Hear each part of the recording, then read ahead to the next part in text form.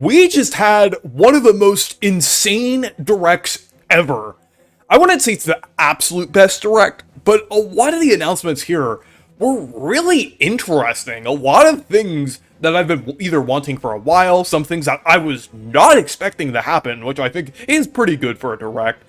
Then there are a couple weird Nintendo-esque decisions in here too that I wanted to talk about that are just kind of expected, but I thought the direct overall was pretty interesting, and I was satisfied for the most part. But joining me today in this discussion is Anton Retro, so let's go ahead and talk about Mario's 40th anniversary. Like, right off the bat, that's what they started with. I thought they were going to do it towards the end, or even some time in the middle of the direct. I mean, I guess being in the middle of the direct, in terms of these announcements, wouldn't make, like, that much sense, but actually starting with the Mario stuff, I can kind of understand why they did that, since the anniversary is tomorrow. But the stuff that we got here was really interesting. We got our first trailer for the Mario Galaxy movie. It's not the Super Mario Bros. Movie 2. It's not Super Mario World. No, it's Super Mario Galaxy. They are going straight the Galaxy, which I think is really cool, and I think there are a lot of possibilities for what they could do with this movie. Yeah, I was not expecting that. I think we heard rumors a long time ago that it was going to be called Super Mario Brothers, or the Super Mario Brothers World movie, where it's like it's going to be based off of, Yoshi's Island, Super Mario World, that kind of stuff, right? Because they kind of set up that movie, that like the end of the that post-credit scene with Yoshi, the egg. So I thought, okay, they're gonna just go with Super Mario World, and it's funny how that trailer kind of started off like that. It was like, okay, Super Mario World. It literally had the music. It showed Monty Mole, which originated from Super Mario World. Like, it was kind of like panning out to be like a Mario World thing. But for me, I was already spoiled, but well, not by the trailer itself, obviously, but by the fact that it was gonna be a Galaxy movie, because it was leaked yesterday. So I was like, oh yeah, it's gonna. Once they were like going up into like in space, I was like, oh yeah, the leaks were right. It's a Galaxy movie. And then like they had the Luma show up. But honestly, I actually predicted, or at least like made an idea about the second movie being Galaxy a while ago. Because Luma Lee appears in the original movie, so I just think it would have been a little weird if they kind of neglected to acknowledge Galaxy for the second movie, and then just did it for the third movie. I think doing it for the second movie makes a lot of sense, I would say, just due to the build-up they were doing. And also another thing, Galaxy is like the only like other way they could make Bowser as a villain interesting after doing it once already. Like, I think if they did something like Mario World and Bowser just has the Koopalings, I mean, I love the Koopalings, and we'll get into the Koopalings in a little bit, but if it was just another, Bowser doing something in the Mushroom Kingdom again, I don't think that would have been as interesting. So kind of having the Galaxy theming here makes a lot of sense. Yeah, the thing is with Galaxy is like, it's kind of based off an older game too, so it's like, the thing is with that game, it's like most people who would have played it when it came out, or even as a recent, they're not like it's not like a younger generation. They're like us, little kids. Yeah, they're like us now. That are like playing this game, right? Like that's what I find really interesting. Yeah. It's like if it was Mario Odyssey, it's like, okay, the Mario Odyssey movie, okay, it's kids play that on their Switch, but when it comes to like Mario Galaxy, it's like that's a Wii game, and it's like, I'm sure a lot of people played it, but for it to be like a new movie, it's just like I find that really, really interesting, and how like the logo is like the same as well. Yeah, and you can tell it's probably more like a passion thing, because with the first Mario movie, even though it's really good, it definitely is kind of like, I wouldn't say New Super Mario Bros, but it's kind of like the most, how can we make everyone understand what Mario is that has never even played a game? You know what I mean? Like, they tried to make sure that everyone knows what it is, But Mario Galaxy is a little different because it's a little bit more like how Sonic did it, right? With the Sonic movies, where it's like, okay, now we go a bit more deep into the story and we go into a specific game. So I find that really, really interesting, right? Like, they didn't have to do this. I mean, obviously they're not going to make the Super Mario 64 movie. That's kind of weird because people are going to think it's the 64th film. They're not going to do the Sunshine film, even though that'd be cool. I don't really know if that would translate as well as like a film, like a full movie. But this I just think is really cool to see. Yeah. Who do you think is gonna voice Rosalina? Chris Pratt. I swear, if they have like Aquafina voicing Rosalina, that would just be so funny. Like, just the most generic choice possible. Yeah, like, they're gonna find like a way to make a very specific person that they like a very well-known person voice Rosalina. That's gonna be interesting to watch. Yeah. And I mean, the music's gonna be probably the best part about the movie because the Mario Galaxy, even just in that trailer, like, okay, like now I think they're cooking. I think we're gonna get to something really cool. Yeah. And it's gonna be interesting to see how the story plays out with that. One thing I was gonna say before, and I actually remembered, is that this kind of reminds me of Mario plus Rabbids Sparks of Hope, right? Because he had like Kingdom Battle, which is kind of like, you know, Mario Bros and whatever, and then you move on to Galaxy with that game. Isn't it the same? Oh wait, with which thing? Like, it's like Sparks of Hope. Like, this is kind of what it reminds me of, right? Because I was like, that's the same. Like, you're going to Galaxy, like how they did with that. Yeah, that's interesting. I want to talk about this once we get into the next thing, but I guess I'll just kind of segue into that now. But Galaxy 1 plus 2, I think that's pretty interesting. I am like a bit kind of disappointed that it's a $70 USD release, and each game is $40. That's kind of ridiculous. But it still is cool seeing Galaxy 2 being available, like, on, like, a modern Nintendo system, and also Galaxy being available since it was, like, taken down from 3D All-Stars, well, with 3D All-Stars, like, only being limited time and everything. But it is nice to have them available. They do seem to be updated a little bit, like, in terms of textures. They also added, like, a sound test and new... Apparently like, the fonts are different and stuff, right? Yeah, it uses, like, the more modern Mario font, which is something that they also did with, like, the Thousand Year Door remake and stuff like that. This isn't a full remake, but it is, like, it does seem like they're putting a little more effort into this than they did with 3D All-Stars. But still, the price is kind of a bit of a Nintendo-ism, I would say. I wouldn't say it's as egregious as Mario Kart World, but it's still just kind of eh. But Yeah. I mean, when you look at, I'm just looking here at Pikmin 1 plus 2 bundle, right? Like, that's significantly cheaper. Well, no, it's 70. It's 70. I'm trying to see like what currency this is. In USD, Pikmin 1 plus 2 is 50. I think it's about the same. Yeah. Because now like they changed all the price. Yeah, it's $50 USD. Same with Metroid Prime Remastered. Yeah. Where this is basically double. Yeah, I would say right. Yeah, if they put as much effort as they did as double. Yeah, if they put as much effort as they did in Metroid Prime Remastered into Galaxy 1 and Galaxy 2, then I would say maybe it's worth it.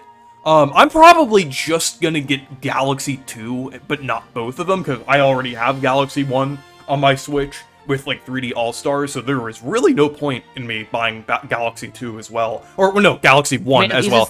At least it's nice to give the option for people who want to do that. Yeah, like, it's kind of like personally, I'm Pikmin. gonna buy the collection because I think it's cool, and it will look nice, like, as a thing. And also, I don't mind having the icon and experiencing the game again in maybe a slightly different way. because again, like Galaxy 1's a very replayable game, so even if so, right, at least have that nice collection as well. But I mean, this makes it available for people to play all the Mario 3D games. So you have Yeah. 64 on NSO and 64. You have Sunshine, which is going to be released on NSO, GameCube for Switch 2. And then now you have Galaxy 1 and Galaxy 2. But what's interesting is that, at least I think it's funny, is that the only way to play Sunshine in like the widescreen version is that 3D All Stars version. So Oh, that's yeah. exclusive to that. If you want to play Also- the widescreen version, it's exclusive to that. Also, RIP 3D Land. Yeah. I don't think Nintendo's well, gonna release that game anytime soon.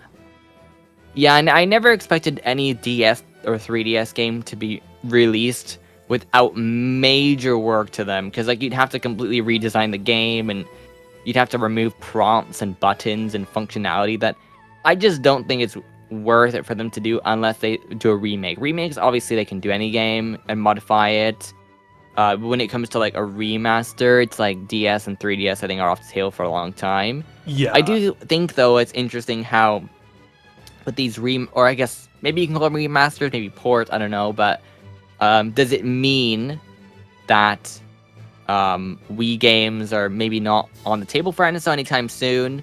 Or maybe, let's say, they'll be in the future, right? Because I mean, you have Pikmin 1+2, and those are available on GameCube, so I don't think it really matters. I wouldn't necessarily say that Wii games aren't on the table because of this, because there still are a ton of Wii games that haven't been like either remastered or re-released, like Super Paper Mario, Wario Land Shake It, WarioWare, Smooth Moves, as well as Metroid Prime 3. There are, even like Wii Sports Resort, like there are like a decent amount of Wii games. Actually, yeah, another one, I know this was also on 3DS, but like Kirby's Epic Yarn, there still is like a decent amount of Wii games that haven't been like re-released in any capacity. So they might wait like a couple years for them to do like Wii on Switch Online. And then by that point, like some of the earlier remasters, like stuff like Skyward Sword and Xenoblade, that they would kind of be more on the table for NSO at that point. So I'm thinking eventually it will happen, but not anytime soon. I think DS will probably happen next, but yeah. But also, yeah, I think it's cool though to just have these games available for everyone to play. Yeah, I'm probably gonna pick up Galaxy 2. Even though like the price is a bit weird. I mean, it isn't too egregious, I would say, and it's Galaxy. You have no choice. It's Galaxy 2. It's Galaxy 2. It's one of the best 3D Mario games, I would say. But one other thing about both the movie and the Galaxy games, I think it means something for the next 3D Mario game. I think we might get Galaxy 3. I think Dimitri mentioned this.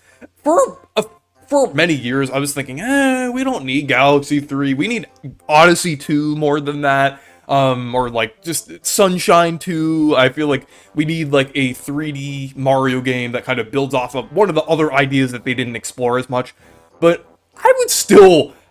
Now that I'm thinking about it, I would kind of love a Galaxy 3 at this point. I mean, it's been long enough. You know what? That would be pretty cool, wouldn't it? Yeah, like you could do so much more with the idea and like the openness of like the kind of open world aspect too. Like you can combine those ideas so well with new physics systems and stuff. Yeah, take the formula of the Galaxy games and kind of scale it up even more to the point where it's more of an open sandbox style Galaxy game. I know Galaxy does have some elements of that in some of the larger Galaxies, but like a full open sandbox Galaxy game would be incredible.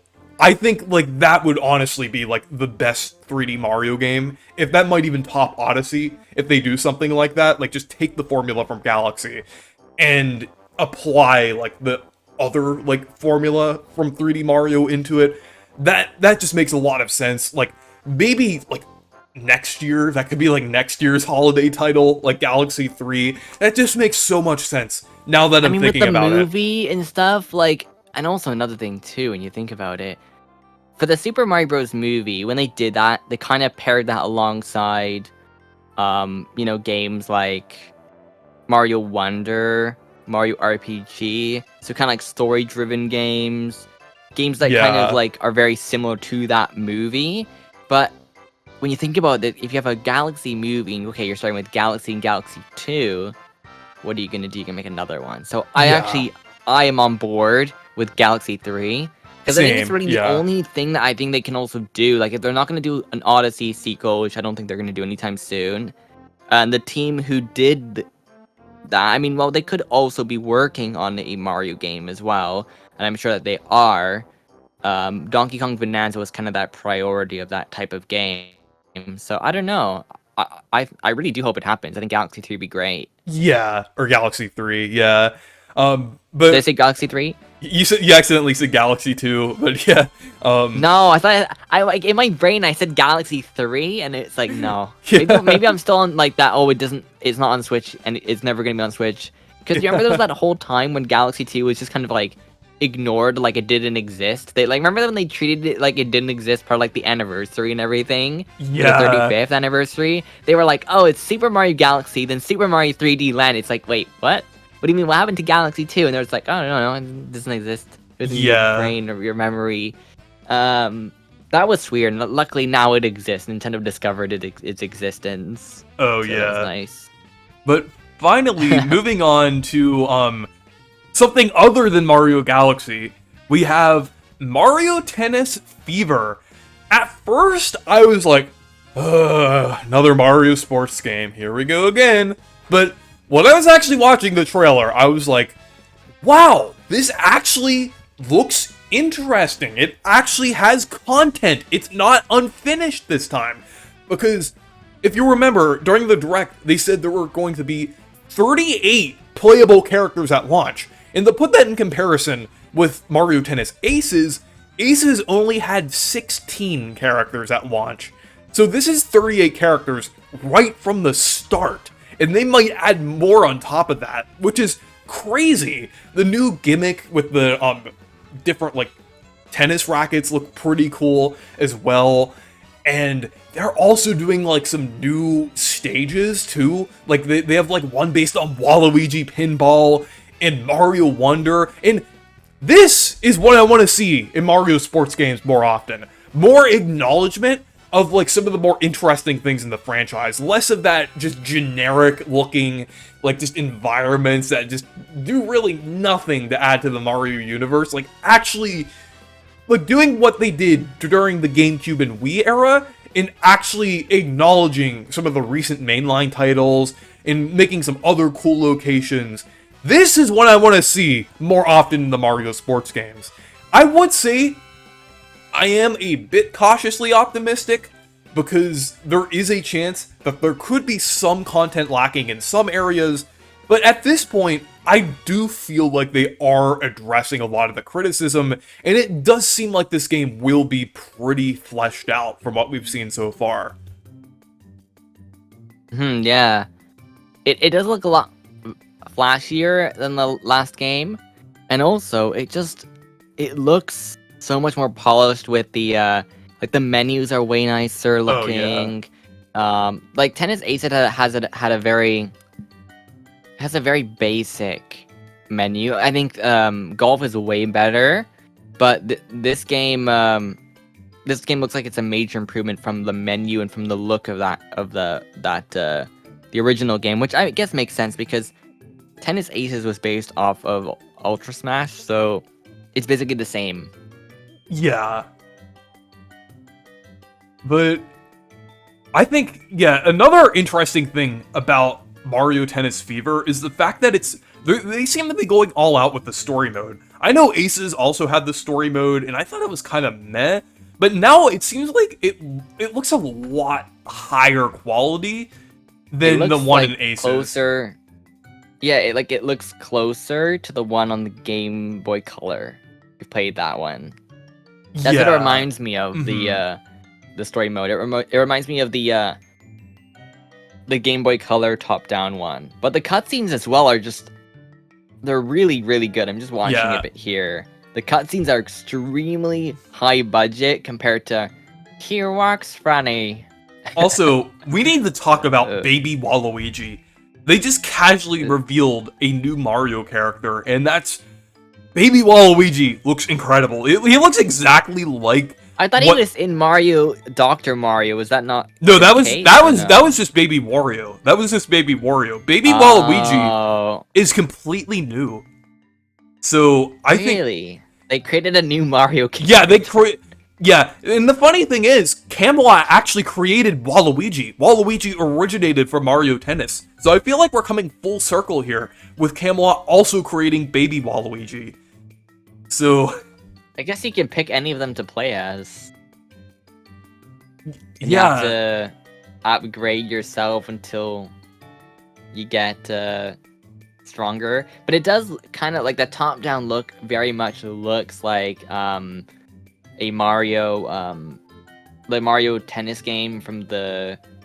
I think even, like, the Game Boy Advance kind of similar, like, the top-down look. Oh, like, yeah. It almost looks like a Dragon Quest game or a Pokemon, like not in a bad way, but it kind of looks like the Brilliant Diamond Shining Pearl, but like better. Mm-hmm. Kind of that kind of style, right? That like, or like even Link's Awakening. That's probably also a better way to say it.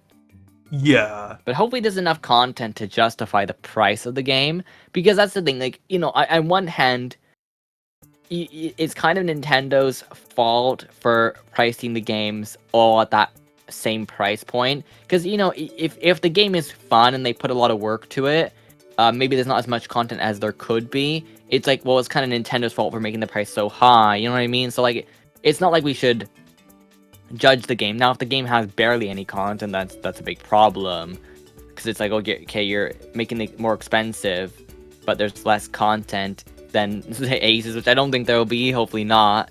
But, you know, I think that's what it comes down to. Like, if the game has slightly less content than a previous game, to me, I think the best way is kind of compare it to the games and not the pricing, because I think that's kind of where Nintendo is messing things up a little bit. You know what I mean? Yeah.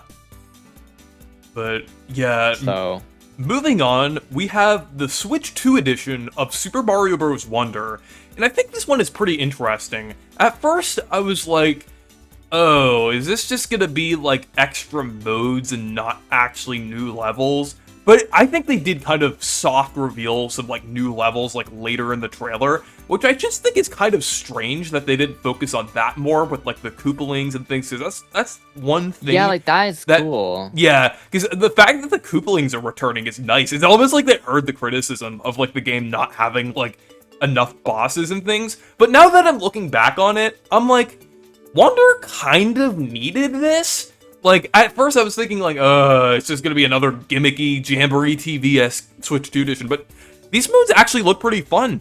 And I think, like, a lot of the other 2D Mario games, like New Super Mario Bros. DS, I would say DS mostly, as well as, like, Wii, they had some great extra modes in there, like some great multiplayer modes and things. And Wonder was really lacking in that. While Wonder is an excellent game and easily my favorite 2D Mario, it didn't really have that much content outside of the regular levels. There were a lot of levels there, but like, it didn't seem like there was much else. So I think it's nice that they are doing some new like multiplayer-esque modes. Kind of like New Super... cool.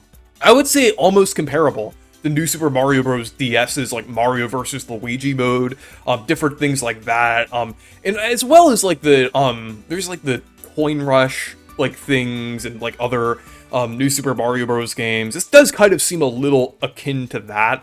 So I'm kind of glad to see that. I was a bit iffy on it at first, but kind of looking back on it, I was like, yeah, Wonder kind of does need something like this. It's not like Jamboree TV, where there's enough gimmicky modes. This kind of needs more of that, like, kind of, like, different, like, more variety here. Also, did you see that one of them is basically boost mode from New Super Mario Bros. U? Like, it's like someone basically or like two people like place down blocks using the mouse, Oh presumably. yeah. So I'm like, that.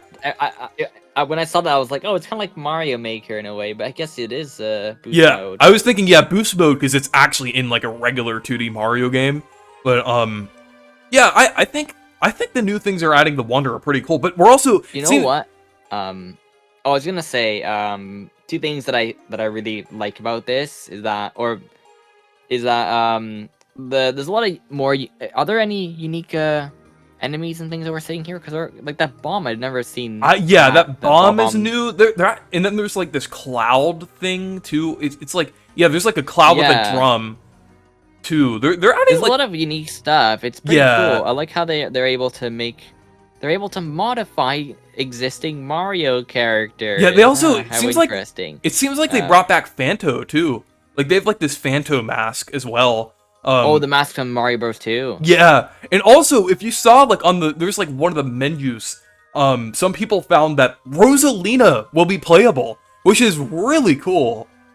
I would think that there would be a new playable character as Rosalina for like the Mario movie and stuff. Like to have Rosalina available in this game too would make a lot of sense. We Yeah. also don't have like as well. Another thing I will notice, they didn't give us the box art for this game because you know how most games like say Interesting. Jamboree TV, like you know we have like the coaster. Is it the roller coaster at the bottom, right, or at the top, or whatever? Or like think about.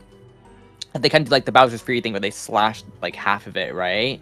So with this one, they didn't show us any like art of that box art. So if let's say there is gonna be Rosalina in this, she'd probably appear like underneath in that section, right?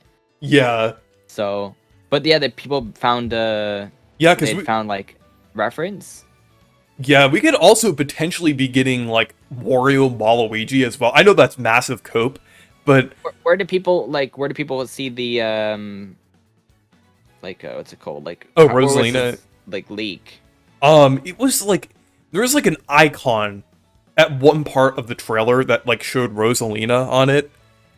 So Really, they just showed that. yeah, so I think that's kind of funny that they technically like accidentally revealed that there, because it seems like that's something that they would have revealed later on. But Looking through the trailer, I don't really see anything. Is it at like the overworld? it Art. might be in the overworld. I don't remember exactly, but it does seem like. I also wanted to mention that it seems like we're also getting like some new levels here too, which is really 'Cause there's nice. Captain Toad and stuff. Yeah, in it has here Captain too, Toad, and then the Koopalings are back. It's been so long since they've been in like a non-Mario Maker course part Mario game. I think the last time they had like some kind of story role was the Bowser's Inside Story remake in the Bowser Jr. mode, where they have like this cool looking new clown car. It looks like it's like half broken, and Roy is back, so Soshi got it. Well, not his wish for Mario Kart, but like at least Mario Kart, or at least Super Mario. Okay, Super Mario Bros. Wonder is purchasable for Soshi now. At least that game is purchasable for Soshi if he doesn't have it already. But yeah, actually, another thing I want to say about this, and this is actually to me, this is the most important thing they need to add to this thing, which is more save files, because oh yeah, that's a big problem with the game. And I was Yeah. thinking, because they did it with, I think, was it Link's Awakening or was it Echoes of Wisdom that they did that? I don't remember So I thought which one for exactly. one of them they added like that was an update. Link's Awakening and I think already also- had them. Probably Echoes of Wisdom. I think it might have been also Tears of the Kingdom and Breath of the Wild, right? They got like an extra They save did, slot yeah. as well. They did. So I would assume they're gonna probably say, okay, you can have like 3 save slots for the game in this. Yeah. Right, I'm hoping that will be one of the additions. Like, oh yeah, you can make multiple save files for the game, but your, but maybe they might say like, oh, your online stuff will be like all like connected or something Mm-hmm. to that, or maybe I don't know how they're gonna do it, but I would assume that probably is gonna be one of the main, like another addition, right? But there's still more information for this this game, right? So I'm sure we'll learn more about it soon. Yeah. And then after that, we got a new Yoshi game. And I Oh, think yeah. this looks incredible. Like, it basically kind of takes that, like, storybook style from, like, the original Yoshi's Island and Yoshi's Story and kind of, like, reimagines that style into, like, something new.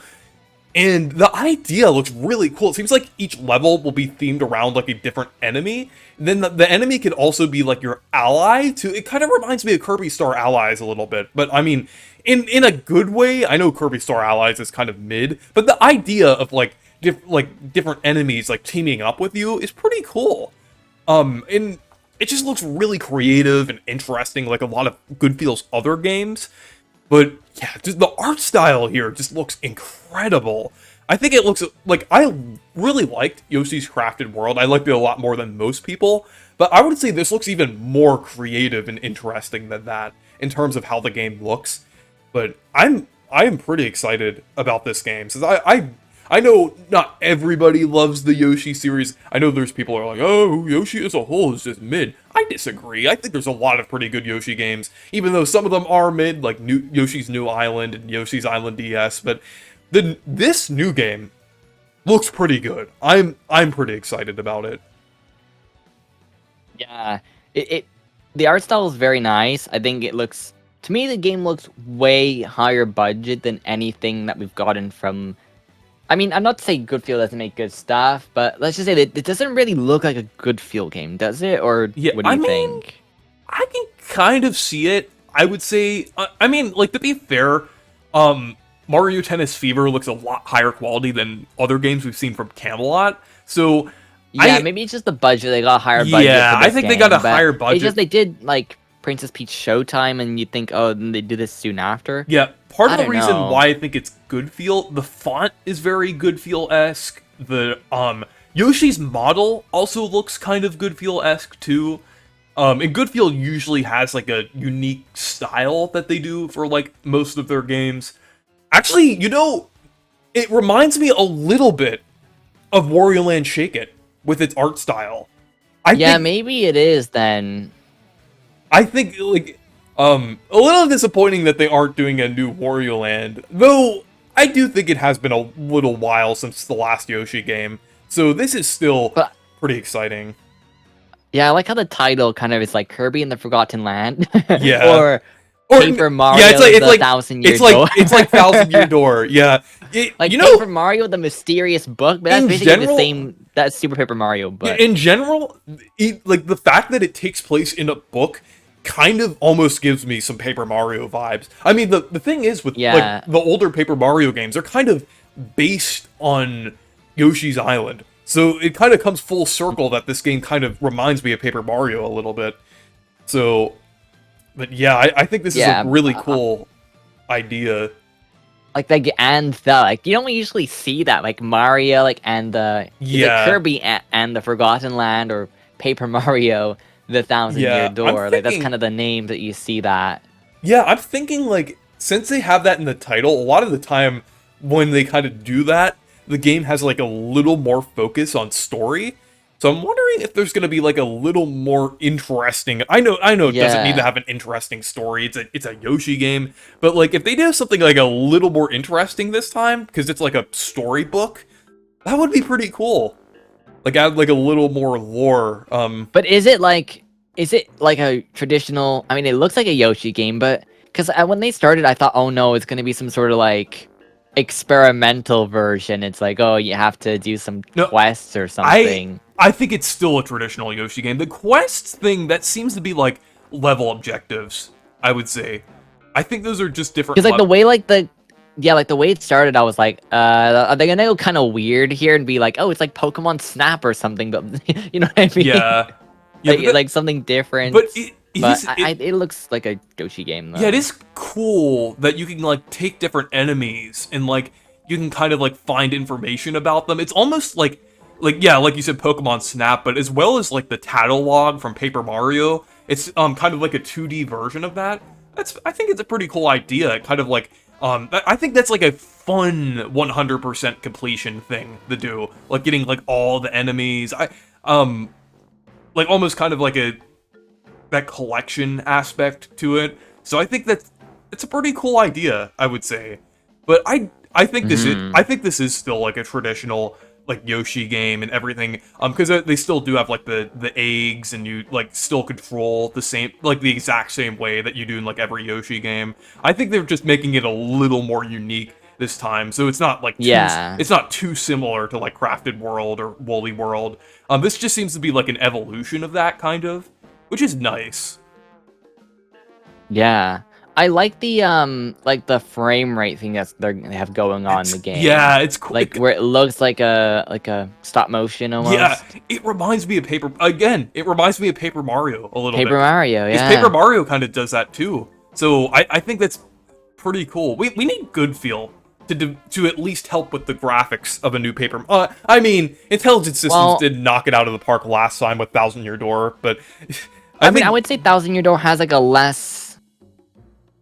Like the frames, like thousand. I mean, Thousand Year Door was I more. guess a little bit.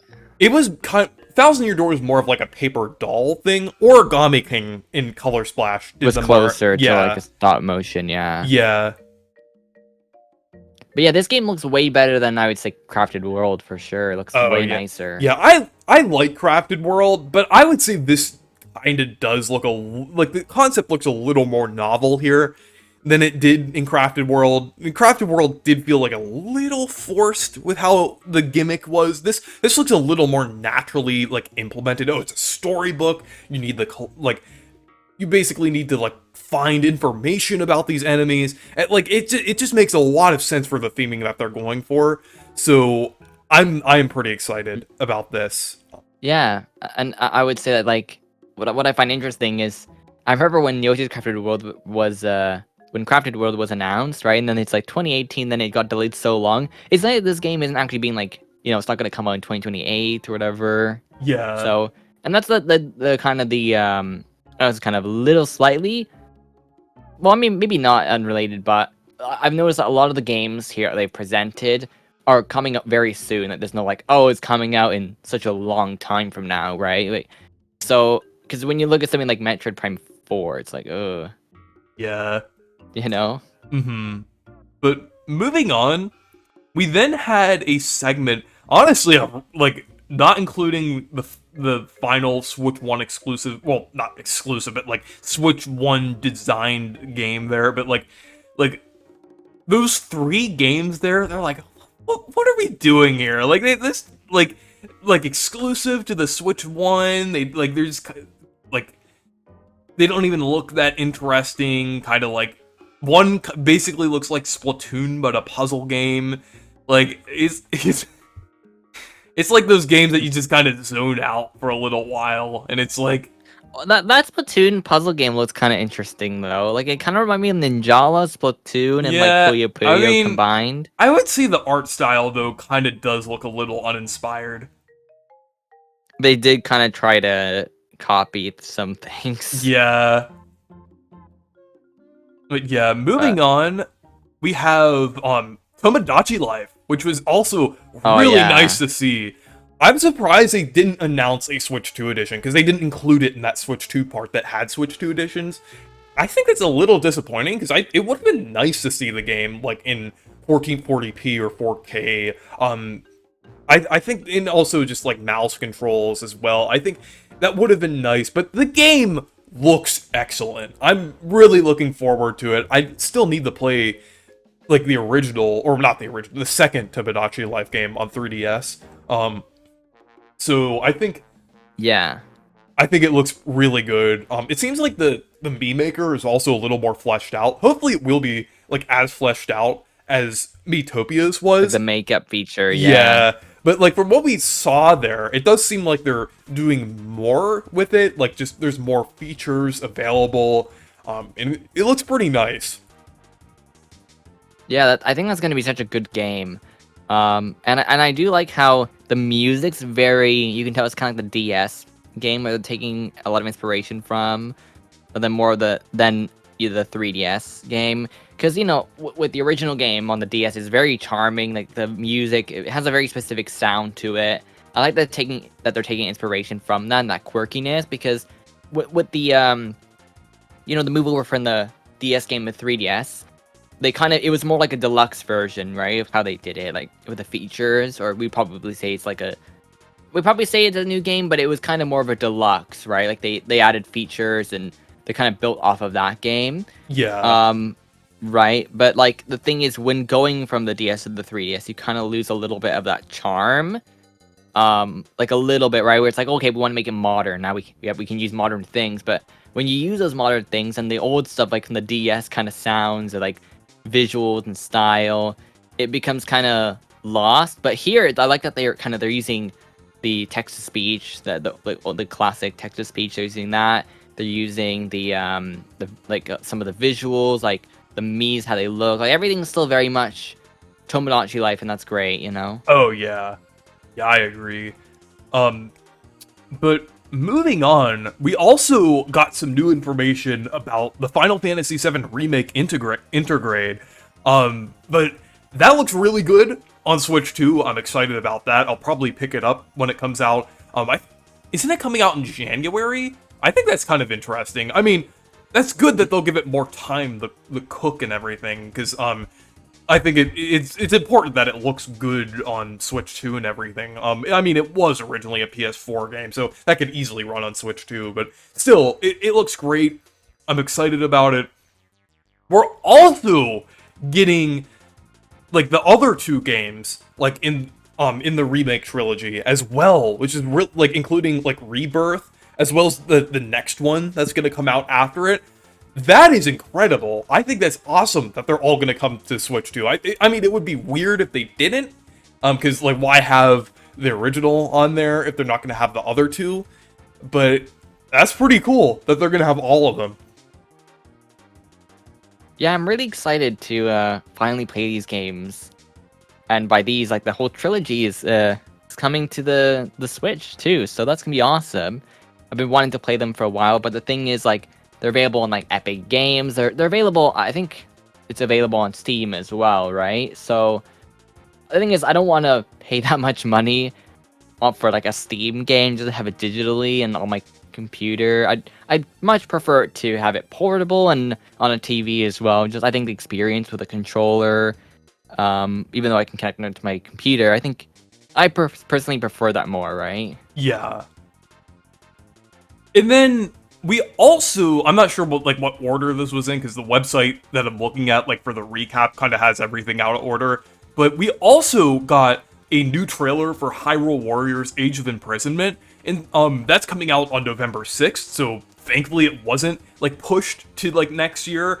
And honestly, I think this trailer impressed me a lot more than the other trailers we've gotten. Like, the other trailers were like, oh, it's like Tears of the Kingdom Warriors. It's like more of that Zelda Warriors.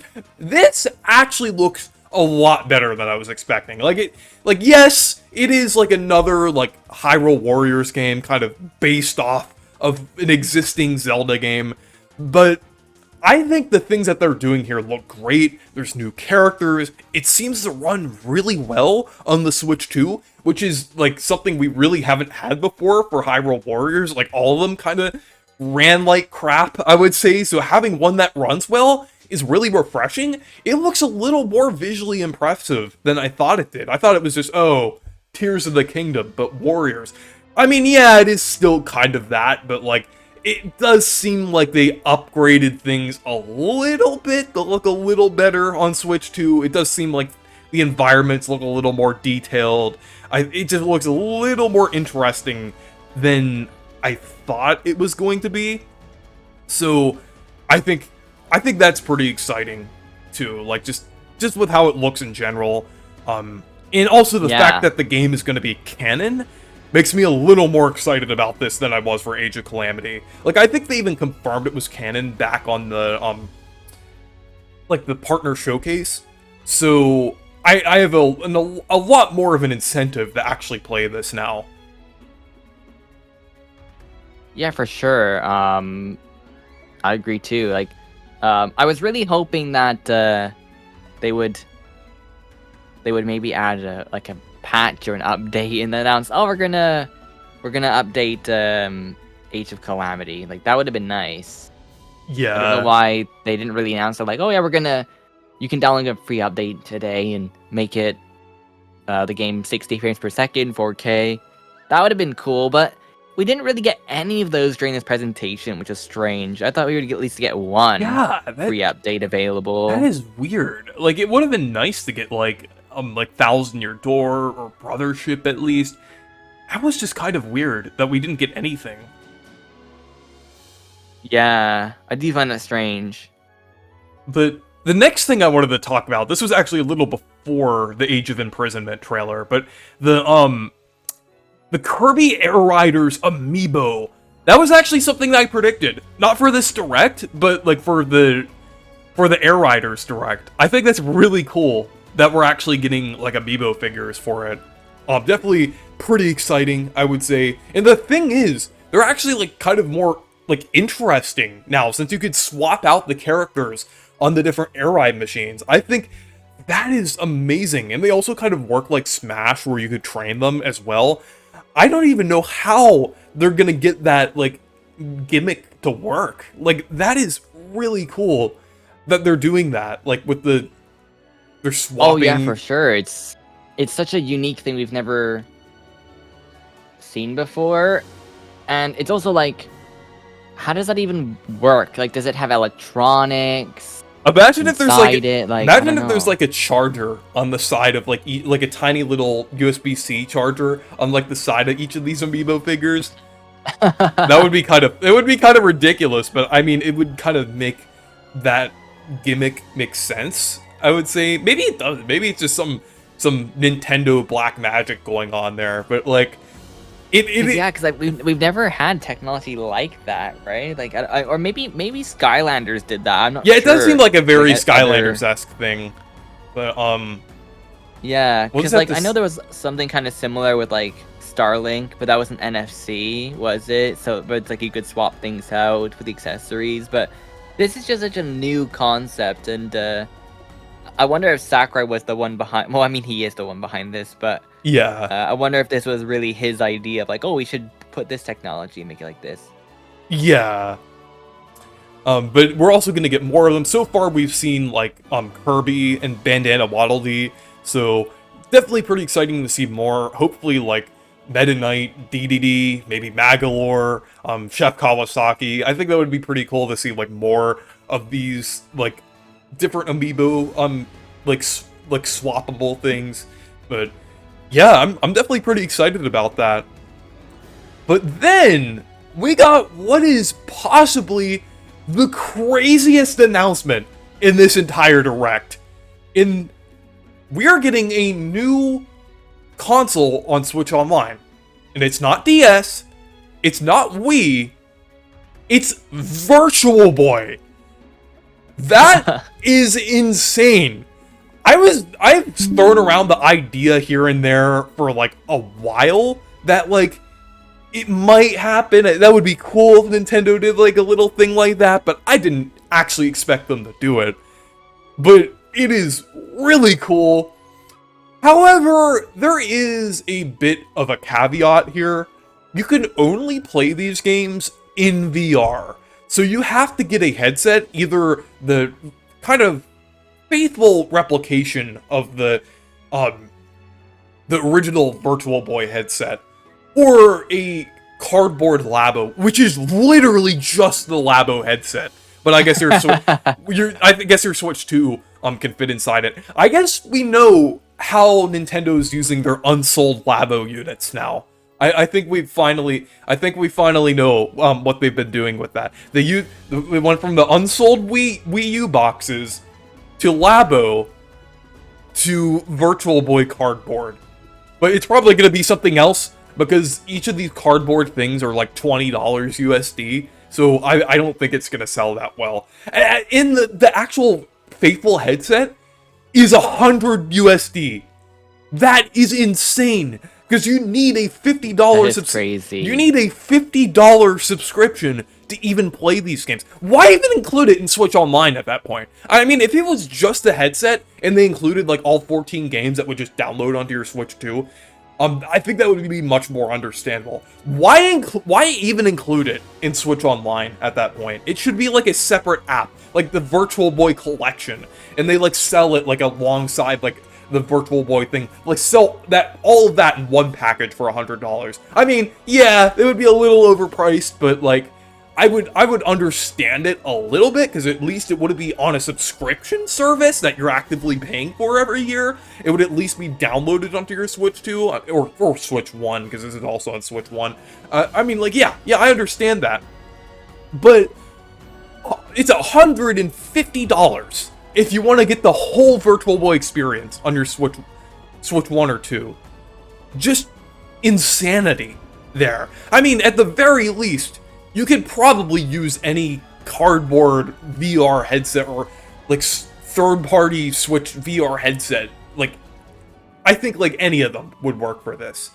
But it still is kind of crazy that they're forcing you to do it in VR. I mean, yeah, it makes sense. They are like 3D VR games, but they could still have it so where you could play the game. They just condense it into like one screen, and you can play it outside of that. I just think it's kind of weird that they're forcing you to do that, like, VR mode with that.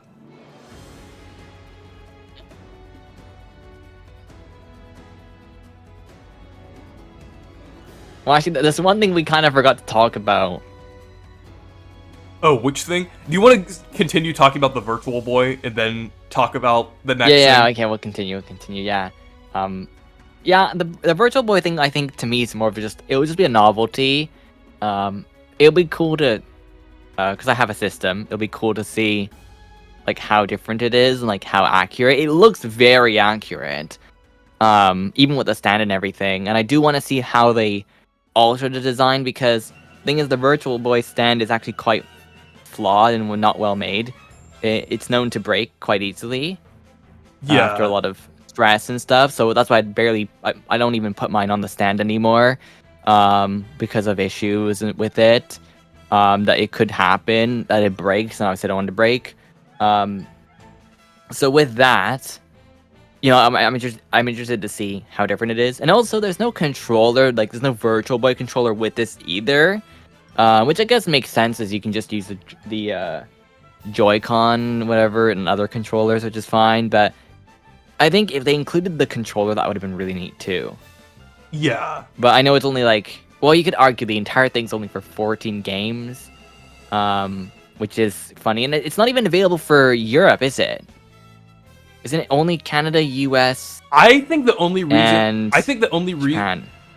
Wait, really? Is their ratings, right? Probably. I think I think it has to do with the reason I believe it probably is because of the rating board, because they never got those games, right? Oh, they yeah. never got.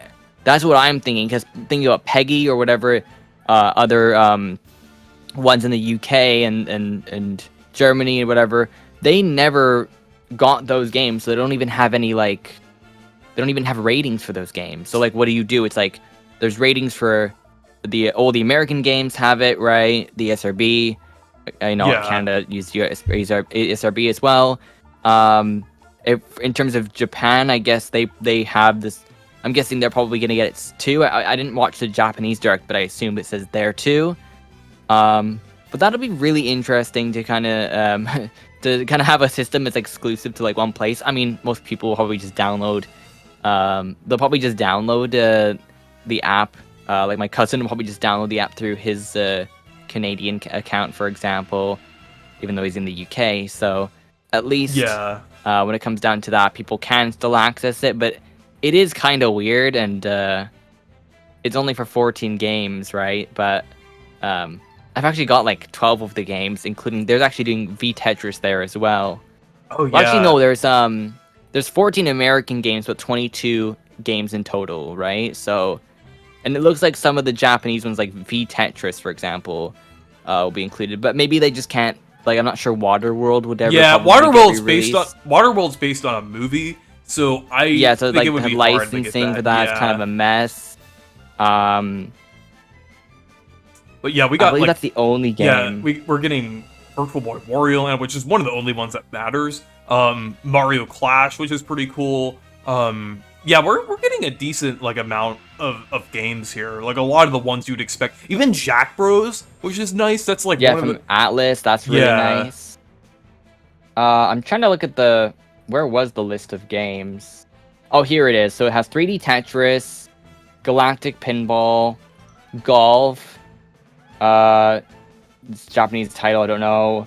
Jack Bros, Mario Clash, Mario Tennis, Red Alarm. That's a cool game. Space Invaders. That one is Japanese, I believe. Teleboxers, really cool game. There's Virtual Force. I mean Vertical Force. That game's pretty neat as well. I think that game was like kind of like a. Was that the game that's like a Star Fox, or is it Red Alarm? It's like one of them is like a Star Fox game. Virtual Bowling, Virtual Boy Wario Land, and V Tetris. We're missing from this list. We're missing Panic Bomber, which is like basically it's like a puzzle version of it's like a puzzle version of like, is it Bomberman, I think, right? So there's that, and it's called Panic Bomber 2, which is interesting. And we're also missing Nestor's Funky Bowling. That's not included either. So Yeah. it doesn't look like all the games will be there. I don't think did they say that weird. Did they say that was all 14 games, or did they say that was just 14 games? Because this just might be the beginning lineup, like for the next year, and then they could do maybe more after that, just on a random. They said Tuesday. they were gonna drip feed those games, or no? What did they say? Oh, they said released over time. These aren't gonna be like at launch. Which also, I just think it's crazy as well. Like, why not just drop them all? It's a Virtual Boy. Like, who cares? Like, who cares if it's gonna be like a random drop? Oh, look at this. We have new Virtual Boy game. Why weren't they here already? Who, like, if they do like some month where they do like Red Alarm and Mario's Tennis, I'm like, well, I'm not. Like, it's the Virtual Boy. Yeah, do I like, really want to pull out my Virtual Boy headset to like play these? I will. I will, but like just I will too. The average fan, like not us who are like insane, but like the average like fan isn't gonna care that much. They'll care about like other NSO announcements, like Mario Sunshine, Luigi's Mansion, even Chibi Robo, because you could just pull out your Switch 2, just play those games. But like here, it's just like, these are Virtual Boy games. Like, what's the point in drip feeding them? Like, it's just weird. Yeah, it's like, it's kind of funny that like me having the system in all the games, like I have a better like thing that we're gonna get for like what, a few years probably. It's like, come on, it's the Virtual Boy. Why are the games only playable in the headset? Like, I get that they probably want to preserve the stereoscopic 3D, and they want to make sure that the games are playable and how they're intended to look. But come on, like, just add an option to view, like, lens 1 or lens 2 if there's a problem, right? But, and, like, you know, allow people to change the color. Maybe there will be more settings. I don't think they revealed everything here. But it would be kind of weird for it to be like, oh, you can only use it with the headset or with the cardboard. It kind of turns the system, that one app, into like its own accessory that you have to buy. So I'm not really impressed with that a whole lot, but it is cool, and it's obviously not something we've ever expected. I would have thought DS. I would have thought Wii was more likely, because they kind of skipped it, right? Like, it would have had to be done before N64, right, for it to have made sense. Oh, but they're like, nah, let's just slot it in there. So really cool. Yeah, but moving on, was there like another thing that we missed? That, because I think did we talk about the Mario amiibos for the Mario Galaxy? We didn't talk about that. Actually, I want to get to that right after we talk about the next thing, because this next thing also has amiibo. Because we could kind of go into like the whole amiibo discussion after that. But Metroid Prime 4. This is looking incredible from what we've seen. Like, Samus has a bike now.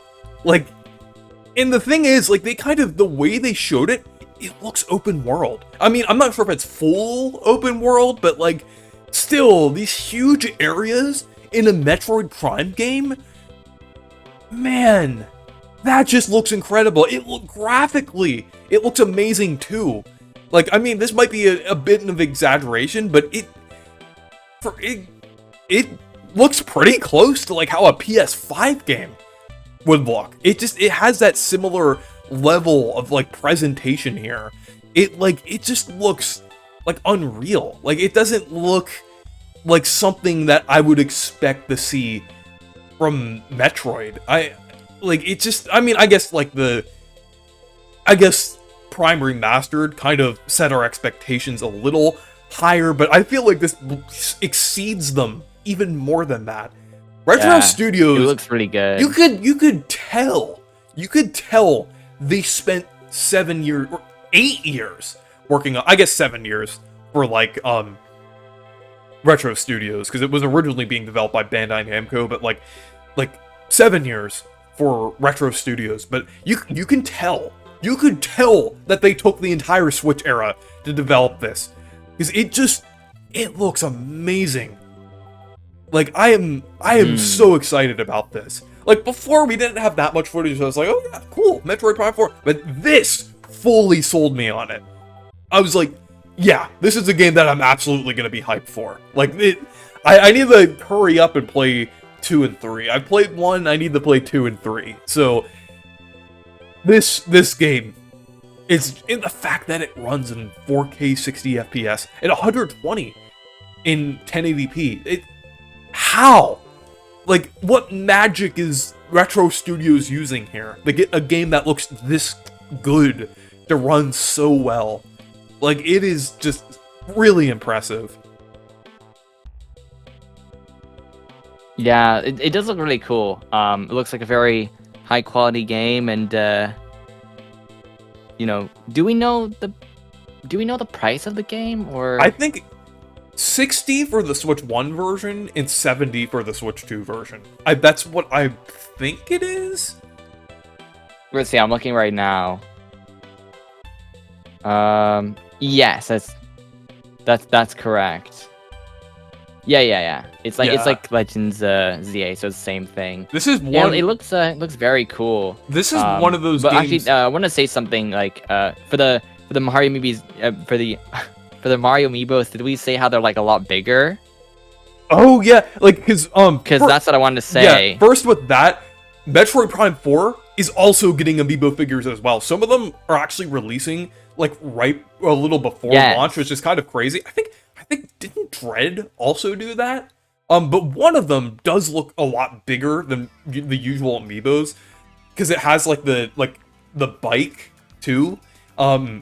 So that's pretty crazy that they're doing that. But because they're doing like Samus with the bike, and then the Sylux. That's pretty cool that they're doing a Sylux one too. But that kind of like segues us back into the Mario thing, because the Mario one also looks bigger too, like you were saying. Like, yeah, and the fact that they're even doing amiibo for Galaxy is kind of incredible. And then there's that weird like Wonder Flower thing too that we didn't talk about. That like thing you can buy and it like sentences or or talking something. flower. Yeah. Like that's kind of weird. Like, is it like a product that connects to a game or just a thing?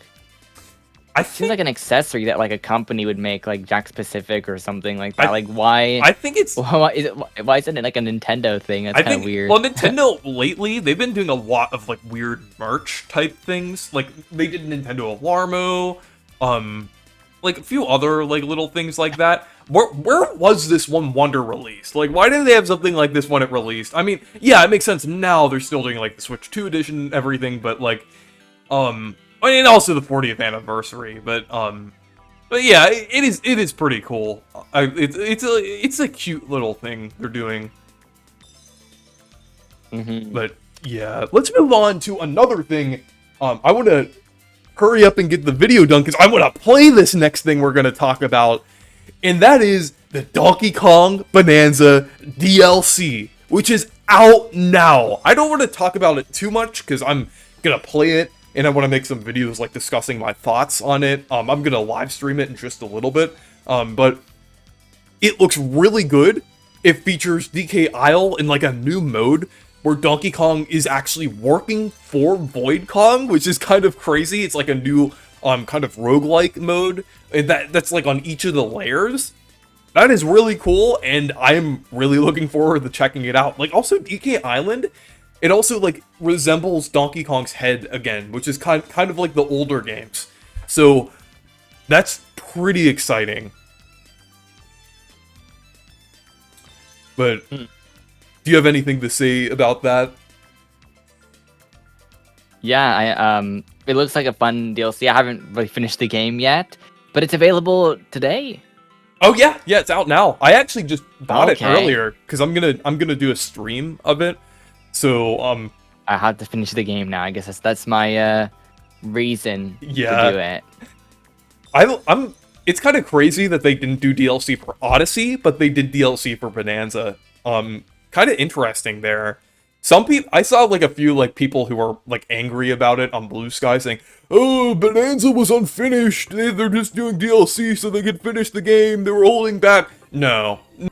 I can almost objectively say that Donkey Kong Bonanza had enough content at launch. There is so much stuff to do in the game that this DLC feels like extra content. This doesn't really feel like something that should have been there at launch. I already felt satisfied with Bonanza, and I was already content with it not getting DLC.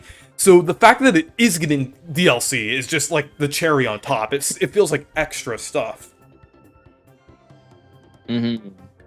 Yeah, it's really awesome because when you think about a game like when I was watching out, I quickly remembered Luigi's Balloon World, and that was kind of like the post content to Odyssey. So this is kind of the same thing, but actually post content. But it's more substantial than Luigi's Balloon World. So I saw people like they were kind of comparing that to like that. But yeah, sorry about my people online side tangent there.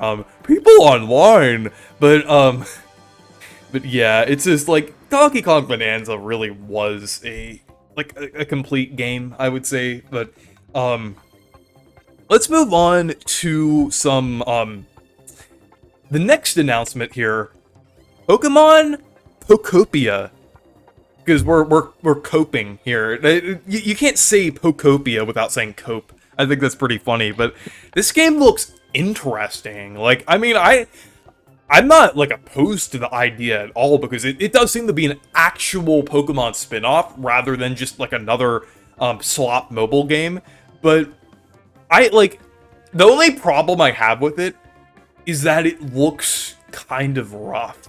Like, it's a Switch 2 game, but you can still see that fuzziness and kind of roughness that like some Switch 1 games had. I'm like, is this really a Switch 2 game? Like, this really doesn't look that impressive.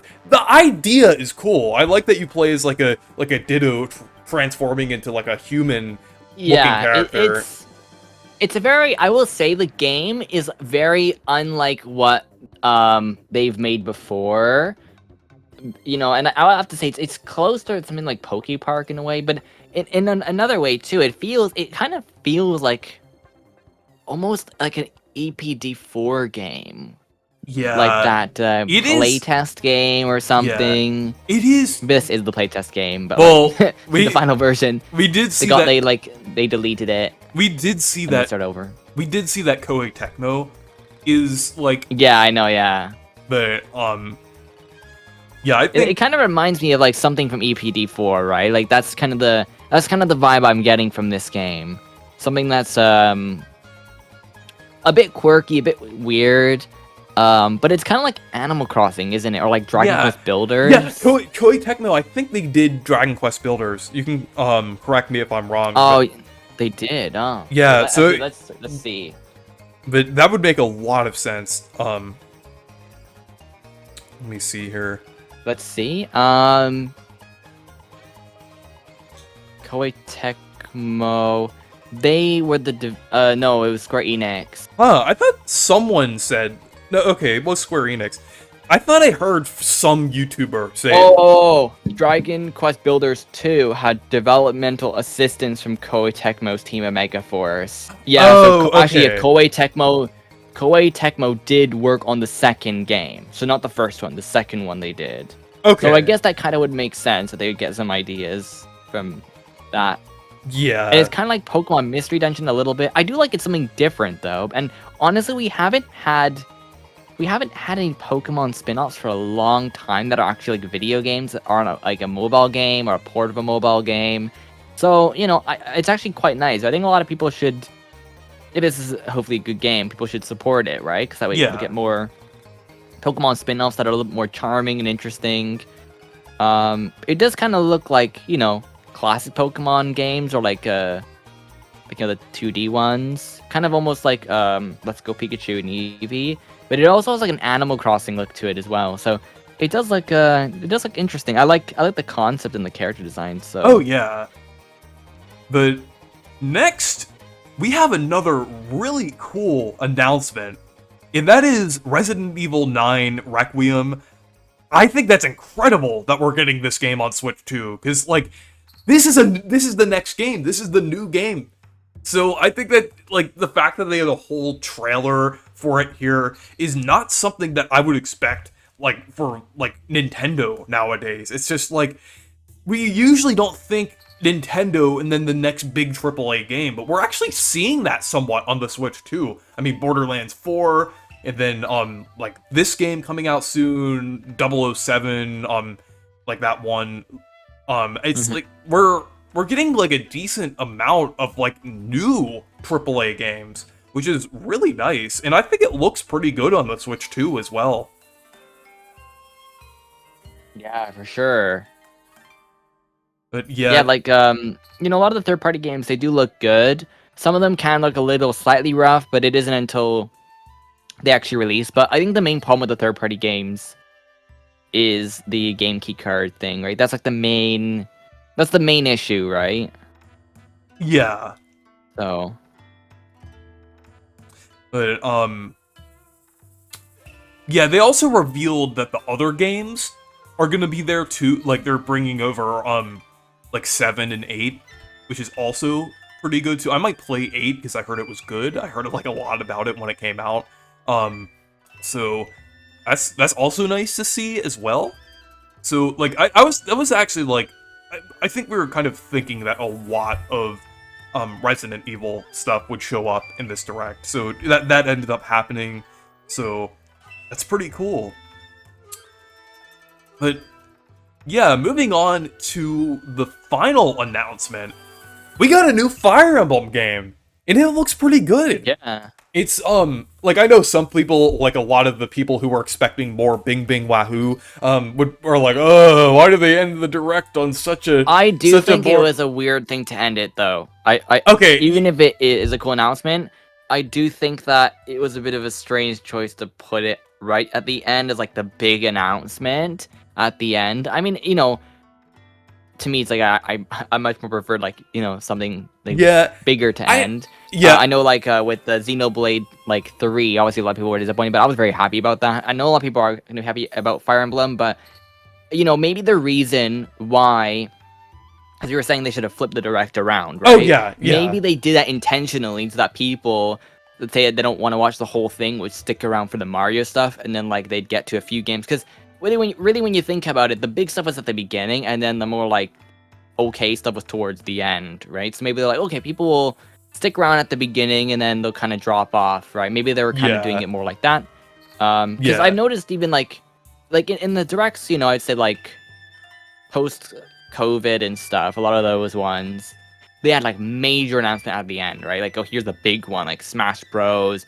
Or Link's Awakening, like big announcements right at the end. Yeah. But like as of recent, like they haven't really done that too much, except for maybe you can argue the Thousand Year Door and Xenoblade 3. But sometimes they try to keep at the beginning. Sometimes they try to go with the like big stuff right at the beginning, right? But again, it depends on the presentation, right? Because sometimes they can do like, oh, we're gonna show you Pokemon Scarlet and Violet for whatever reason. So yeah, at the same time though, I would say, I mean, even though this announcement would have made more sense for the beginning of the direct and they have the Mario stuff at the end, I do think like it was still like pretty exciting for me though, like because I have been slowly getting into Fire Emblem lately. I've played Engage back when that came out, and then I've played Awakening more recently, and they're pretty good games, I would say. And I'm definitely looking forward to this new one, because I think there definitely seems to be a bigger budget here. It definitely looks like it's a step up from Engage, and I think like the cutscenes look incredible. It's like on the level of Xenoblade now, and it looks very exciting. So I'm probably gonna check this out when it comes out. They're also bringing back the one character from Three Houses, which is cool. So this is like presumably like a sequel, the Three Houses kind of, or at least a game that takes place after Three Houses. I think that's really cool. A lot of the character designs look pretty good for Fire Emblem. Well, I know a lot of people like to say, oh, the Fire Emblem character designs are too samey. The ones in this game seem to be more creative and interesting. So, Intelligent Systems is cooking here. I'm excited to see more of this game up. And also, another thing about Intelligent Systems, the fact that this game is only coming out 3 years after Engage is interesting. Apparently, they sat on Engage for quite a while, and that's probably why we're getting another Fire Emblem game not too long after it, because they started development on this before Engage released. So I think that could also mean something for Paper Mario as well. If, like, the next Paper Mario game, like, Thousand Year Door, ended development in 2023, so they're already like working on the next one. So I think that could easily come out around like 2027. So just with how Intelligent Systems is handling things. So I'm excited to see what will happen with that. Like with how high budget the new Fire Emblem game looks, I am super hyped to see what the next Paper Mario game will look like. And, of course, I'm still excited about the next Fire Emblem game, too, because it does look pretty good. But yeah, it looks nice. I think it's pretty cool how many Fire Emblem games now we have available on Switch.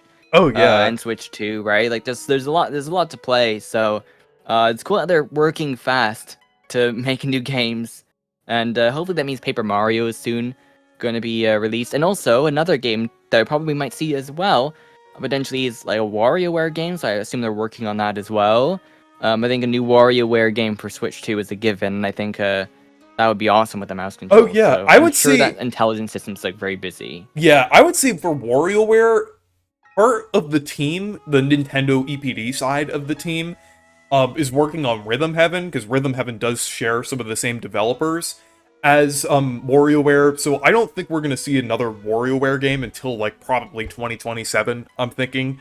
But also that's another weird thing. We didn't see anything from Rhythm Heaven. Like, what was that about? Like, we've known that about the I game. find strange too. Like that game is like, why even bother announcing it if that direct, was like, when you think about it. If Tomodachi Life had been maybe announced in this presentation to come out next year, I think that would have been a lot better, and I also think that they should have just... I think that direct wasn't even necessary, if I think what they should have just done... Maybe what they were considering doing was a partner showcase, and then they decided to do regular Nintendo Direct to put those titles in there, but honestly, I think they should have just said, okay, you know what? We do a partner showcase, and we'll leave those announcements for now. Because I think if you put them into this direct, it would have been like a legendary presentation. Oh yeah, yeah. I really think they should have like waited for that, and then also like reveal Rhythm Heaven here. Like, yeah, I thought that was really strange that they did that so early. But I would say, like, yeah, like why? Yeah, but overall, I would say that this direct was pretty good. If I were to give it like a score, I would say maybe 8 out of 10, probably. Like that's kind of where I'm thinking. Like. In terms of, like, there were a lot of great announcements here. There were also, like, a lot of, like, really weird things that they did, too. So, but I think it was definitely a pretty good 8 out of 10, I would say. For sure, yeah, it was a very good direct. I heard some people say, oh, it's a 5.4 out of 10.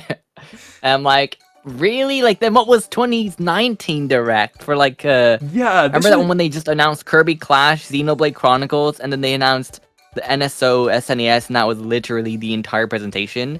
Like, you're gonna say, like, what is that, like a negative 1,000? Yeah, probably, I feel like... like... there was something for everyone in here. At least back then, it had Smash to keep people occupied. But yeah, it's... But yeah, I thought that direct was pretty good. But anyways, I want to get started on playing the Bonanza DLC pretty soon. So, anyways, thank you guys for watching this video. Make sure to leave a like and subscribe for more, and subscribe to Anton Retro, and make sure to check out my Discord server and Blue Sky if you want to. Stay perky! See ya.